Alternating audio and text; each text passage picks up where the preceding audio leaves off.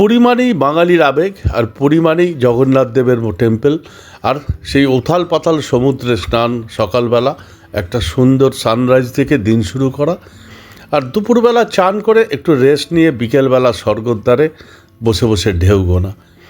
এই পুরীর একটু অন্যরকমভাবে আমরা দেখেছিলাম আজকের পুরীর পর্বে। প্রথম দিনের পর্বে আমি দেখিয়েছিলাম পুরীতে সেই অসাধারণ জগন্নাথ টেম্পলের সন্ধেবেলার রূপ, আর দ্বিতীয় দিন সকাল হতেই আমরা প্রথমেই ছুটলাম পুরীর জগন্নাথ মন্দিরে পুজো দিতে, আর পুজো দিয়ে এসে সেই সমুদ্রে উথাল পাতাল ঢেউয়ে স্নান, দুপুরে খেয়ে একটু রেস্ট, আর বিকেলবেলায় সূর্যাস্তের সময় বেরিয়ে পড়লাম পুরীর কিছু নতুন দিক দেখতে, আর অসাধারণ সেই স্মৃতি শেয়ার করছি আপনাদের সাথে। এবারে দেখতে থাকুন আজকের এই পর্বে পুরীর কিছু সাইট সিন আর সেই গুপ্ত বৃন্দাবনের কথা। অসাধারণ ছিল আমাদের বিকেলের এই টোটো করে মেরিন ড্রাইভে ঘুরে বেড়ানো আর দুর্দান্ত একটা সন্ধ্যাবেলা কাটানো। পুরীর এই দ্বিতীয় দিনের গল্প নিয়েই আসছি আজকের আমার এই বিশেষ পর্ব। মন্দিরে এখন এই পুজো দিয়ে আমরা বেরোচ্ছি। মন্দিরের ভেতরে ছবি তুলতে দেওয়ার কোনো ব্যাপার নেই। কালকে সন্ধ্যেবেলায় মায়াবী আলোয় আমরা পুরী মন্দির দেখিয়েছিলাম, এখন দিনের বেলা এইমাত্র একটা খুব সুন্দর পুজো দিয়েছি। ভেতরে ভোগের ঘরও দর্শন করিয়েছেন। তো এখানে সিস্টেম এখন অনেক ভালো, কিন্তু সমস্যা হচ্ছে ভেতরে এখন আর গর্ভগৃহে ঢুকতে দেয় না, ও দূর থেকেই করতে হয়। ভীষণ সুন্দর পুজো দিয়েছে। এখন আমরা যাব হোটেলে আগে, তারপরে যাব একটু সমুদ্রে চান করতে। চলুন দেখাই এই অসাধারণ পুরী মন্দিরের পরিবেশ। আপনার কিন্তু এখানে এসে একটা দিন বিকেলবেলা ভীষণ সুন্দর লেগেছে। এখন আগে হোটেলে যাই।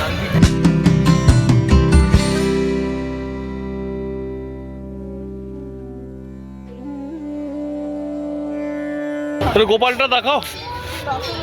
এই যে বৌদি গোপালকে নিয়ে এসেছিল, গোপালকেও জগন্নাথ দেব দর্শন করিয়ে দেওয়া হয়েছে এবং জগন্নাথ মন্দিরের ছোঁয়ার দিয়ে দিয়েছে পুজোয়। ভীষণ সুন্দর একটা মুহূর্ত। এই দেখুন, এই গোপালকে নিয়ে এসেছিলো বাড়ি থেকে জগন্নাথ মন্দিরে। আরে বাহ, এই দেখুন কি সুন্দর গোপাল। এই গোপালকে বৌদি নিয়ে গেছিলো মন্দিরের ভেতরে, স্পেশালি ওনাকে পুজো দিয়েছে এবং জগন্নাথ মন্দিরে স্পর্শ দিয়েছে। এই গোপাল আজকে জগন্নাথ দর্শন করেছে আমাদের সাথে। এখন আমরা বেরিয়ে যাচ্ছি মন্দির থেকে। দারুণ সুন্দর, অনেক সিস্টেমেটিক এখন পুরী মন্দিরে পুজো দেওয়ার ব্যাপারটা ভালো লাগছে। আর এই মন্দিরের ওপরে যে ফ্ল্যাগটা থাকে সেটা রোজ বিকেলে 4টে খোলা হয়। চেষ্টা করবো আজকে 4টার সময় যদি পারি ছবিটা বাইরে থেকে তোলার, কিন্তু মন্দিরের ভেতরে কোনো অবস্থাতেই মোবাইল বা অন্য কোনো ক্যামেরা ব্যবহৃত করা যাবে না।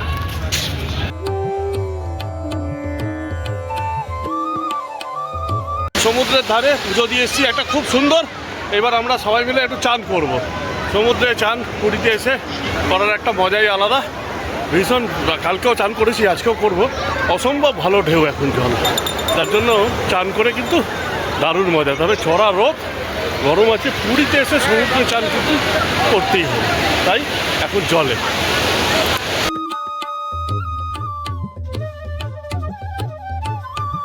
পুরীর সমুদ্রে চান করার একটা আলাদা মজা আছে। দীর্ঘ এই বিচের ধারে এই বঙ্গোপসাগরের ঢেউ আর বিরাট বিরাট ঢেউয়ের উত্তাল সমুদ্রে চান করার মজাই আলাদা। পুরীর সমুদ্রের ঢেউ অন্যান্য সমুদ্র থেকে অনেক আলাদা। চান করে একটু রেস্ট নিয়ে বেরিয়ে পড়লাম আমাদের আজকের গন্তব্য সেকেন্ড হাফে গুপ্ত বৃন্দাবন আর কিছু সাইট সিনে। পুরীতে যারা বেড়াতে আসবেন, পুরী থেকে আমরা জানি কোনারক, লিঙ্গরাজ টেম্পল, ধবলগিরি, উদয়গিরি, খণ্ডগিরি, চিল্কা সব যাওয়া যায়, কিন্তু পুরীর লোকালে কিছু সাইট সিন আছে সেগুলো কিন্তু দুর্দান্ত। এই আমরা বেরিয়েছি এখানকার একটা পার্টের 4টে স্পট ঘুরবো আজকে। তার মধ্যে প্রথম স্পটে আমি এসে দাঁড়িয়েছি বিপত্তারিণী চণ্ডীবাড়ি। এই বিপত্তারিণী চণ্ডীবাড়ি এই লোকাল সাইট সিনের মধ্যে অন্যতম দ্রষ্টব্য স্থান। একদম মেরিন ড্রাইভের শেষের দিকে, সমুদ্রের উল্টো দিকে দারুণ সুন্দর পরিবেশ। আপনি দেখুন এখানে ওপরে আবার প্যারাগ্লাইডিং হচ্ছে। বিউটিফুল জায়গা, সুন্দর পরিবেশ। চলুন একটু মন্দিরটা ঢুকি, পরে ইতিহাস বলছি।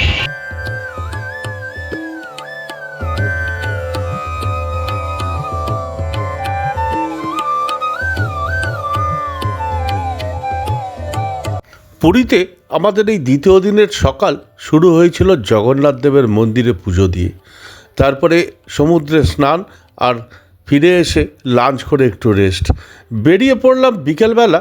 একটা টোটো নিয়ে সূর্যাস্ত হচ্ছে তখন, অসাধারণ সেই পরিবেশে ঠিক স্বর্গদ্বারের উল্টো দিকের রাস্তা ধরে মেরিন ড্রাইভ ধরে চললাম আমরা সাইট সিন দেখতে। প্রথমেই পৌঁছে গিয়েছিলাম এই মেরিন ড্রাইভের ওপরেই থাকা বিপত্তারিণী মন্দির। অসাধারণ পরিবেশ, উল্টো দিকে সমুদ্র, আর এখানে বিপত্তারিণী মন্দিরে আমরা দেখবার মতো এই পরিবেশ অসাধারণ ছিল। বিপত্তারিণী মন্দির দেখে আমরা এগিয়ে চললাম এই মেরিন ড্রাইভ ধরে আমাদের দ্বিতীয় গন্তব্য গুপ্ত বৃন্দাবন। সাধারণ দৃশ্য, এই সামনের রাস্তাটা সোজা চলে গেছে হাইওয়েতে, এই রাস্তা দিয়ে গিয়ে কটক, ভুবনেশ্বর কটক হয়ে কলকাতা চলে গেছে। বাঁদিকে সমুদ্র, এটাই মেরিন ড্রাইভের শেষের দিকে চলে এসেছি আমরা প্রায়, মানে যেখানে পুরী হোটেলের আগে স্টেশনের ওখান থেকে এই রাস্তা শুরু হয়েছে, আর একদম এই এন্ড অব্দি চলে এসেছি প্রায়। অসাধারণ জায়গা, বিউটিফুল, কি অসম্ভব ভালো লাগছে এই বিকেলবেলায়। যারা পুরী ঘুরতে আসবেন তারা এই বিকেলের দিকে সেকেন্ড হাফে 4-5টা নাগাদ বেরিয়ে পড়ুন এই সাইট সিনের উদ্দেশ্যে, দুর্দান্ত লাগবে। এই পুরো মেরিন ড্রাইভের শেষের দিক প্রান্তে আমরা জেনারেলি আসিনি, কোনোদিনও আসা হয় না। অসাধারণ, বিউটিফুল।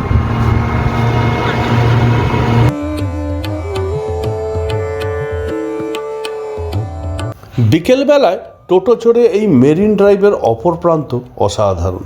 একদিকে সূর্যাস্ত হচ্ছে, বাঁদিকে বঙ্গোপসাগর, আর ডান দিকে বেশ কিছু ভালো ভালো হোটেল। ভুবনেশ্বর বাঁদিকে চলে গেছে, বাঁদিকের রাস্তা ভুবনেশ্বর, 67 কিলোমিটার ভুবনেশ্বর এখান থেকে। হ্যাঁ, এই আমরা হাইওয়েতে পড়লাম। এটা কত নম্বর এনএইচ? আচ্ছা,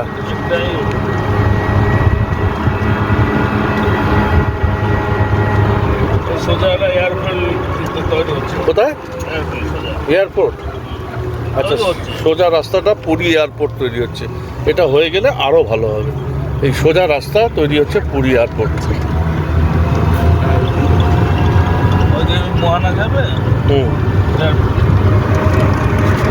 এই আমরা এনএইচে পা দিলাম, হাইওয়েতে পা দিলাম, তাই তো? ভুবনেশ্বর 67 কিলোমিটার। ঠিক,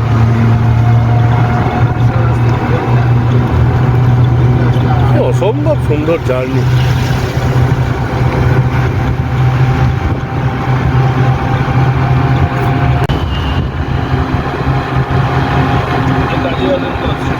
এইগুলো সব কাজু বাদাম গাছ। একটা ফেরার সময় দাঁড়িও না। আচ্ছা, এগুলো সব বলছে, এগুলো সব কাজু বাদাম গাছ।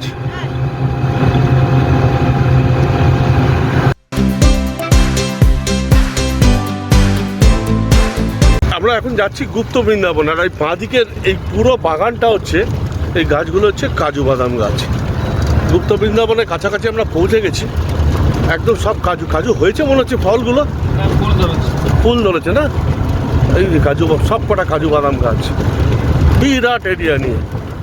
এখান থেকে কাজু, এই বাগানগুলোর কাদের মালিকানায়? লোকাল মালিক। আরে সাবাস, পুরো আমের বোলের মতো ফুল ধরেছে।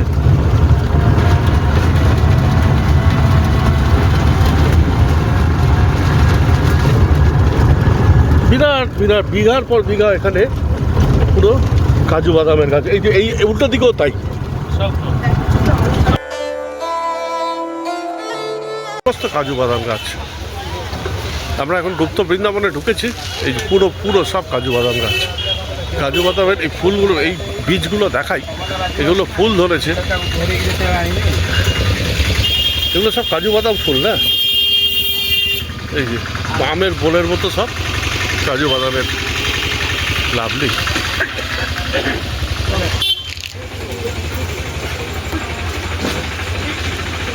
এই দ্বিতীয় স্পট এসে পৌঁছালাম গুপ্ত বৃন্দাবন। ভীষণ সুন্দর একটা রাস্তা দিয়ে এসেছি। প্রথমে মেরিন ড্রাইভের পুরো এন্ড অবধি আমরা, অসাধারণ একটা জার্নি, তারপরে হাইওয়ে। আর এই গুপ্ত বৃন্দাবন কিন্তু খুব ফেমাস, ইতিহাস আমি বলে দেবো পুরো। এখানে রাধা কৃষ্ণের লীলাক্ষেত্র ছিল তমাল গাছের নিচে, সেই কারণেই এটার নাম গুপ্ত বৃন্দাবন। পুরো ইতিহাসটা আমি দেখাবো, জানাবো, আগে পুরো ভেতরটা দেখা।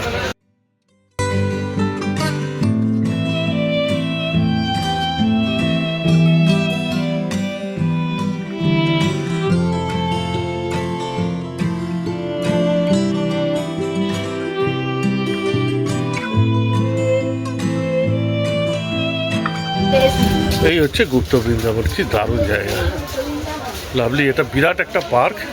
এই পার্কেই রাধাকৃষ্ণর লীলা চলতো।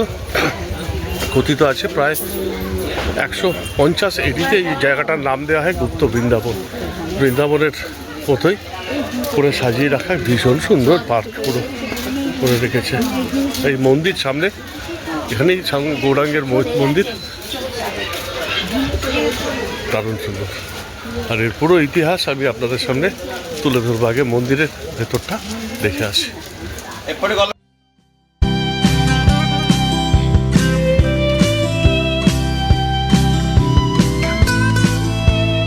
পুরীতে আমাদের দ্বিতীয় দ্রষ্টব্য স্থান ছিল গুপ্ত বৃন্দাবন।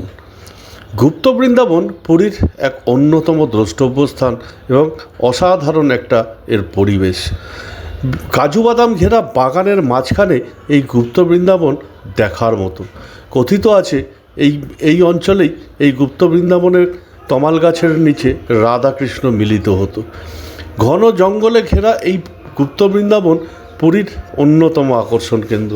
আর এই অংশেই ছিল সেই রাধাকৃষ্ণর লীলাক্ষেত্র, আর তার জন্যই নাম গুপ্ত বৃন্দাবন।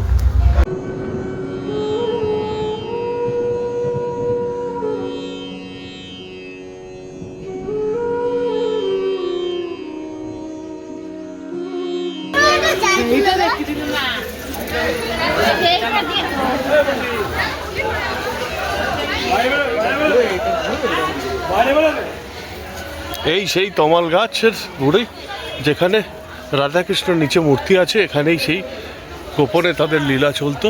এই সেই জায়গা, দারুণ দারুণ। বাহ বাহ বাহ। এটা পুরীতে আসলে চেষ্টা করবেন বিকেলের দিকে চলে আসা, 6টায় বন্ধ হয়ে যায় এখানে। দারুণ সুন্দর জায়গা।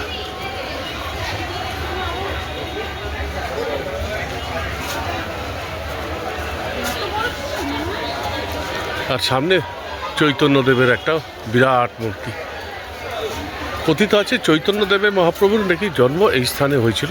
সত্য মিথ্যতা নিয়ে এটা জানি না, কিন্তু কথিত আছে চৈতন্য মহাপ্রভুর জন্ম নাকি এই স্থানে হয়েছিল।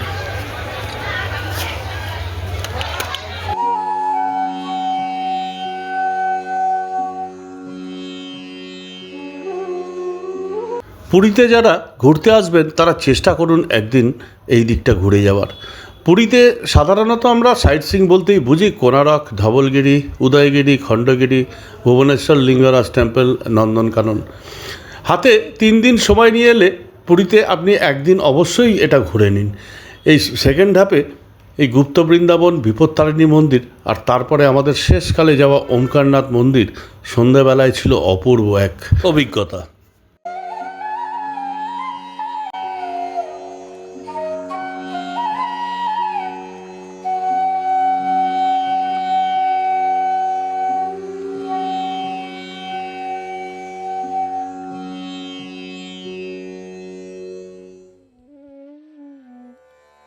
এই গুপ্ত বৃন্দাবনেই দেখা যায় চৈতন্য মহাপ্রভুর এক বিশাল মূর্তি আর শায়িত মূর্তি। আমাদের জানি আমরা যে কথিত আছে যে চৈতন্যদেব বিলীন হয়েছিলেন এই পুরীতেই। তার এই বিলীন শরীর এক বিশাল মূর্তি রয়েছে এই গুপ্ত বৃন্দাবনে। দুর্দান্ত এই মূর্তি আর এই চারিদিকের পরিবেশ ছিল এক অসাধারণ অভিজ্ঞতা। গুপ্ত বৃন্দাবন ভ্রমণের সময় আমাদের সঙ্গী ছিল আর একটা ছোট্ট গোপাল ঠাকুর। আর এই গোপাল ঠাকুর থাকাতে এই সফর ছিল আমাদের অসাধারণ সুন্দর। জানি না কী কারণে, কিন্তু এইটা সত্যি এবারে পুরী ট্রিপ ছিল আমার কাছে এক অসাধারণ অভিজ্ঞতা। আর এই গোপালকে সঙ্গী করে করে বৌদির ঘুরে বেড়ানো সব মন্দির একটা অন্যরকম অনুভূতি এনে দিয়েছিল। আমরাও গুপ্ত বৃন্দাবনে প্রায় 1 ঘন্টা মতো কাটিয়ে 6টার সময় বেরিয়ে পড়লাম গুপ্ত বৃন্দাবন থেকে, কারণ 6টার সময় গুপ্ত বৃন্দাবন বন্ধ হয়ে যায়। আমাদের শেষ গন্তব্য ছিল গুপ্ত বৃন্দাবন থেকে বেরিয়ে পুরীর আর এক অসাধারণ সুন্দর মন্দির, ওমকারনাথ আশ্রম, ওমকারনাথ শিবের মন্দির। দুর্দান্ত ছিল ওই মন্দিরের পরিবেশ।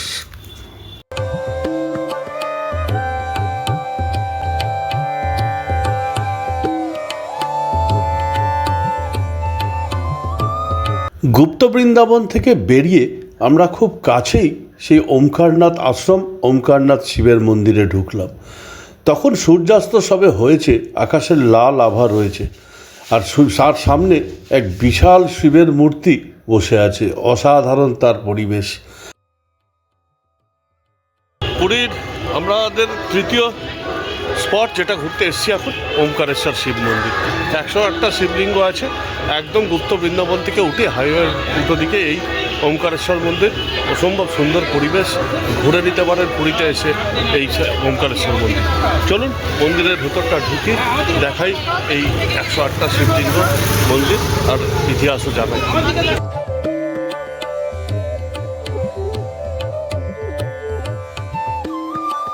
পুরীতে যারা বেড়াতে আসবেন তারা চেষ্টা করবেন দ্বিতীয়ার্ধে এই 3টে দ্রষ্টব্যস্থান দেখে নেওয়ার। পুরীতে আমরা এছাড়াও জানি মাসির বাড়ি, পিসির বাড়ি, সোনার গৌরাঙ্গ, যেগুলো আমরা সবাই গিয়ে থাকি। কিন্তু মেরিন ড্রাইভের এই প্রান্তের এই গুপ্ত বৃন্দাবন, ওমকারনাথ আশ্রম আর শিবের মন্দির, আর সঙ্গে বিপত্তারিণী মন্দির অসাধারণ। আমাদের শেষ দ্রষ্টব্য স্থান ছিল ওমকারনাথ আশ্রম, ওমকারনাথ শিব মন্দির। আর এখানেই দেখলাম সেই শিবের এক ধ্যানস্থ মূর্তি, আর পেছনে সেই অসাধারণ সূর্যাস্ত যাওয়া আকাশ, দুর্দান্ত আলোয় এক মায়াবী রূপ নিয়ে নিয়েছিল এই পুরো ওমকারনাথ আশ্রম। দেখবার মতো এখানকার পরিবেশ, আর ভেতরে 108টা সেই শিবলিঙ্গ।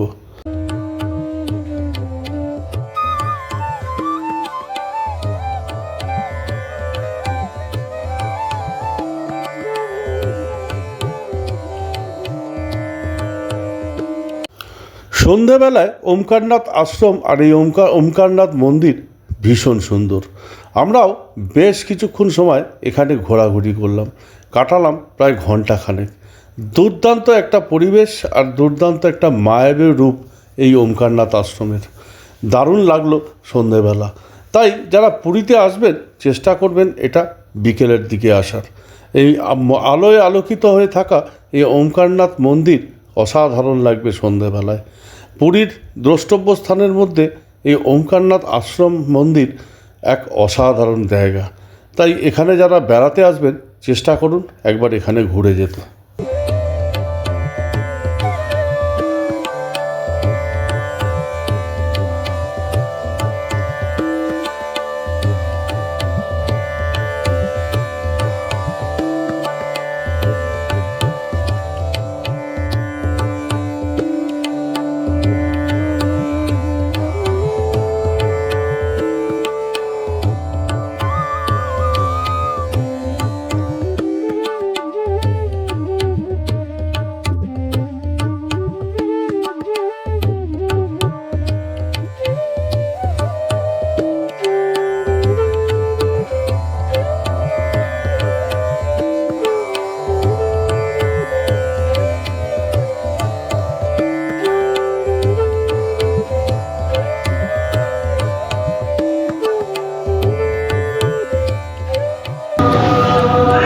এই 108টা শিব মন্দির, শিবলিঙ্গ, এই পুরোটা প্রত্যেকটার এক একটা নাম আছে।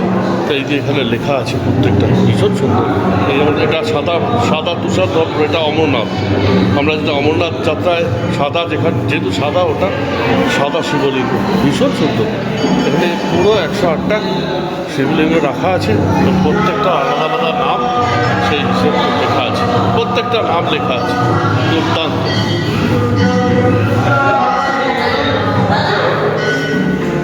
ভীষণ সুন্দর। আর সামনে হচ্ছে, এটা হচ্ছে গোশালা। এই গোশালা ভীষণ দারুণ দারুণ।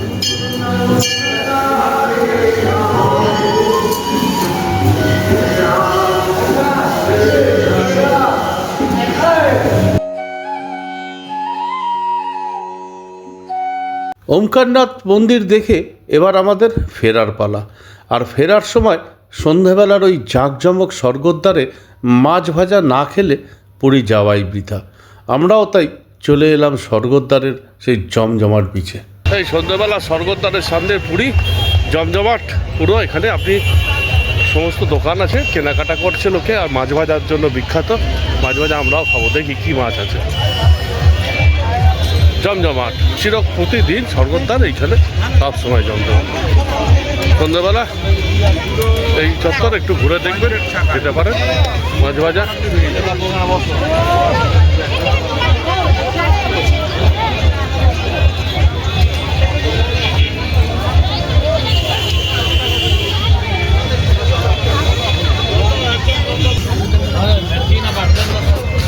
ভেটকি কত করে গো? ভেটকি কোনগুলো? এইগুলো তো ভেটকি কত করে? 180 টাকা।